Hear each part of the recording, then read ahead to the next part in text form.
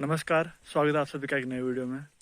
तो हो गई है एक गड़बड़। और दरअसल आपने जो पिछली वीडियो देखी होगी, जो मैंने पहली वीडियो बनाई थी इससे पहले, तो उसमें मैंने बोला था कि यहाँ पहाड़ों में बहुत ही मस्त एकदम धूप आ रही है, बहुत ही ज़बरदस्त, बहुत ही बढ़िया मौसम हो रहा है, एकदम खिली खिली धूप आ रही है। लेकिन आज देखिए मौसम को, आसमान इतना डरावना हो गया है, जिसे पहाड़ी में कहते नहीं हो, आकाश भैंस उठन जागो, यानी कि आसमान ऐसा लग रहा है जैसे नीचे ही गिर जाएगा, ऐसा हो गया है।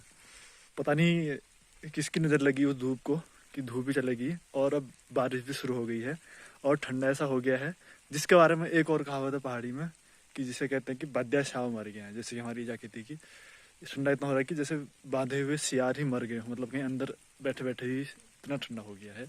और बारिश वैसे थोड़ा बहुत ज़रूरी भी है, क्योंकि अभी तक बिल्कुल पूरे इस मौसम में बिल्कुल एक भी बूंद नहीं गिरी थी। तो थोड़ा बहुत नमी, थोड़ा बहुत जो जैसे जो हमारा हिमालय है, वहाँ पर भी जब आजकल बारिश होगी, बर्फ़ पड़ेगी, तभी जो गर्मियों में जो नदियों के लिए पानी वहाँ से लगातार मिल पाएगा। लेकिन ये बारिश बहुत ठंडा करके जाने वाली है, ऐसा लग रहा है।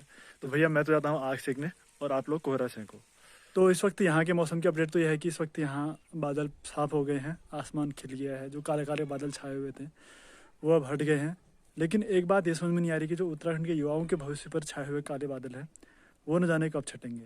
जैसा कि ये 8 तारीख को जो पटवारी का एग्ज़ाम हुआ था, तो उसके बारे में अपडेट यह है कि वह भर्ती परीक्षा भी, उसका प्रश्न पत्र लीक किया गया था।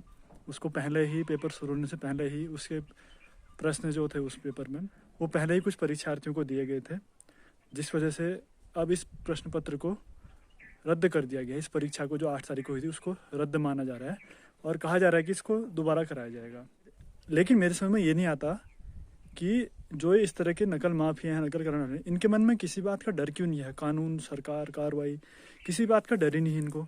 अभी पिछले साल से ही इतने ज़्यादा पेपरों की जो लीक होने की, उनमें भ्रष्टाचार के मामले सामने आए, तो उस वजह से बहुत इतना ज़्यादा जो जनता में आक्रोश था, उसका भी इनको कोई भय नहीं है।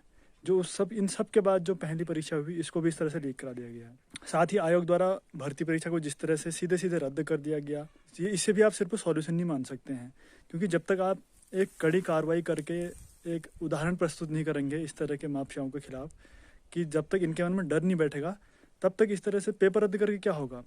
अब आप ही देखिए, लोग कितनी दूर दूर जैसे सेंटर आए थे, जिसके किसी ने इधर उधर जिलों से भरा था, कोई बाहर कहीं पढ़ाई, जॉब इत्यादि के सिलसिले में इधर उधर रहता है, वो बेचारा टैक्सी गाड़ी बुक करके जैसे तैसे अपने परीक्षा केंद्रों पर परीक्षा देने गया।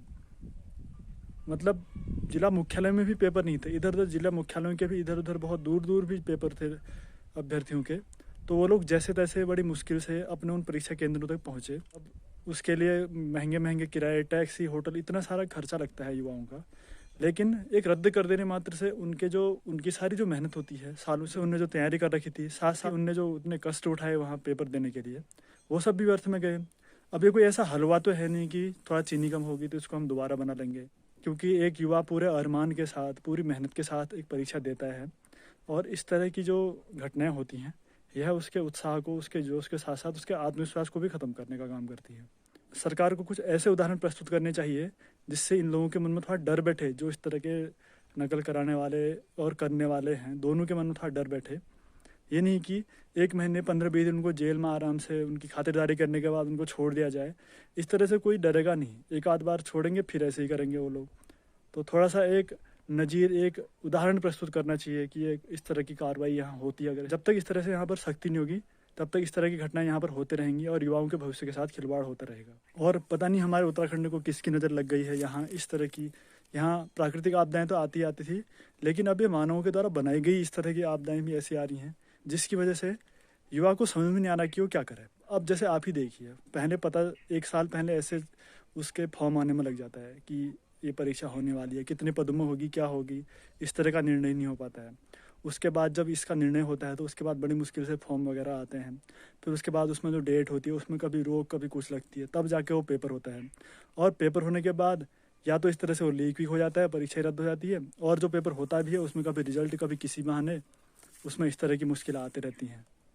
तो सरकार से निवेदन है कि अब ये बहुत हुआ, अब इस तरह की जो भी घटनाएं हैं इनके खिलाफ सख्त निर्णय लिए जाने चाहिए, इनको रोकने के लिए सख्त प्रयास होने चाहिए। क्योंकि जब युवाओं के मन में जब तक ये सब्र का बांध है तब तक ही सब ठीक है, लेकिन जिस दिन सब्र का बांध टूटेगा उस दिन न जाने इसमें क्या क्या बहेगा, ये कुछ कहा नहीं जा सकता है।